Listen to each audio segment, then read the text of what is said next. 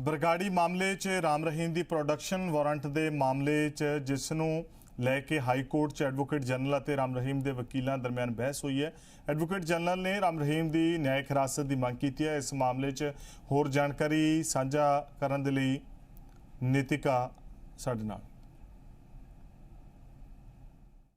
बरगाड़ी बेअदबी मामले दे विच नामजद डेरा मुखी Gurmeet Ram Rahim the production warrant नाल जुड़ी याचिका ते अज पंजाब हरियाणा हाई कोर्ट दे विच सुनवाई हुई। सुनवाई के दौरान की कुछ रहा, राम रहीम दे वकील कनिका आहूजा तो जानते हैं, क्योंकि नवी एप्लीकेशन जिहड़ी है वो हाई कोर्ट दे विच दाखिल की गई सी।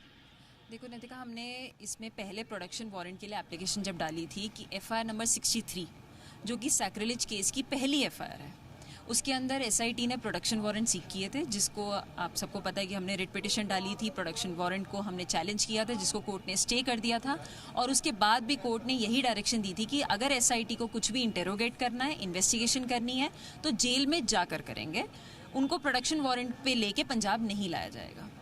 ये सैक्रिलेज केस की एक FIR में हुआ था। अब जो सैक्रिलेज केस की बाकी 2 FIRs हैं, FIR नंबर 117 और 128, जो कि कंटिन्यूएशन में है, ऐसा SIT का कहना भी है, जो कि एक तरह से साथ में ही SIT इन्वेस्टिगेशन कर रही है, उसमें भी अब राम रहीम को एक्यूज बना दिया गया और चालान भी फाइल कर दिया गया।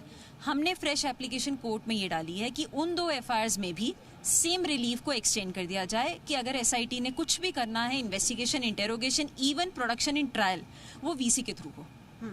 कनिका, अज इस मामले जो बहस हो रही सी, तो पंजाब सरकार वालों AG पेश होए, उन्होंने वालों कहा गया कि असी कस्टडी दे विच लैके राम रहीम तो जी पुछगिछ करना चाहते हैं, ताकि मामले की जांच जी पूरी हो सके, तो राम रहीम सहयोग जोड़ा है वो नहीं कर रहे। देखो, ये उनकी कंटेंशंस हैं, जब पर अपनी वो पिटिशन में कहते हैं कि हम उनको लेकर आए, जबकि कोर्ट ने उनको कह रखा है कि आप चालान फाइल कर चुके हैं। आप अगर एक बार इन्वेस्टिगेशन खत्म कर चुके हैं तो उनके कॉपरेट करने और ना करने का कोई सवाल ही नहीं उठता, क्योंकि इन्वेस्टिगेशन ही खत्म है। वो चालान पेश कर चुके हैं ट्रायल में और चालान कोर्ट में फाइल हो चुका है। कोर्ट में नेक्स्ट डेट चालान को कॉपी सप्लाई करने की लगी हुई है, जो कि 4 मई है।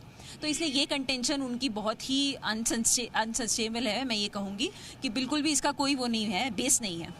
अब जो बात है वो ये है कि आपने उनको 5-6 साल बाद एक FIR में नॉमिनेट किया है। अगर आपने प्रोडक्शन वारंट लेने थे, आप साल भर रुके, आपने प्रोडक्शन वारंट नहीं लिया। और अब हमारा सेम है, अगर आप एक FIR में कोर्ट ने प्रोटेक्शन एक्सटेंड करी है, तो बाकी 2 FIRs में क्यों नहीं? क्योंकि सेम SIT ही उसको इन्वेस्टिगेट कर रही है। तो ये भी कहा कि SIT चाहती है तो सुनारिया जेल जाके पुछगिछ कर सकती है, या फिर VC के जरिए भी राम रहीम पेश हो जाए। देखिए, कॉपरेशन करना है और इसीलिए ये एप्लीकेशन लगाई गई है कि कॉपरेट हम करना चाहते हैं, लेकिन अपने फियर ऑफ लाइफ के साथ नहीं कर सकते, और इसलिए वो जेल में है। SIT can easily go again and again, जब तक उनको करना है वो जाके वहाँ कर सकते हैं, और ट्रायल में भी पेश होना है तो। और हमारा सबसे पहला कंटेंशन ये है कि सिर्फ इस केस में नहीं, राम रहीम के प्रीवियस केसेस में भी उनको कोर्ट में VC के द्वारा ही पेश किया जाता था, और ये स्टेट के खुद कंसर्न्स थे। तो कोर्ट ने अभी उनको नोटिस किया है, रिप्लाई फाइल करेंगे, और 2 मई को तारीख लगाई है फाइनल आर्गुमेंट्स के लिए। उदों तक प्रोडक्शन वारंट लेके नहीं आ सकती है SIT? ऐसा कुछ कोर्ट ने नहीं कहा है। FIR 63 में तो पहले से ही रिलीफ है, बाकी 2 FIRs के लिए कोर्ट ने अभी कुछ नहीं कहा है, क्योंकि ट्रायल में पेश होने की तारीख 4 तारीख की है, 4 मई की, जो कि VC से ही है। हमारा एप्रीहेंशन है कि हमें इसमें कस्टडी में नहीं लेके जाया जाए, हमें प्रोडक्शन वारंट्स पे SIT ना लेके जाए, इसके लिए हमने प्रोटेक्शन के लिए किया है।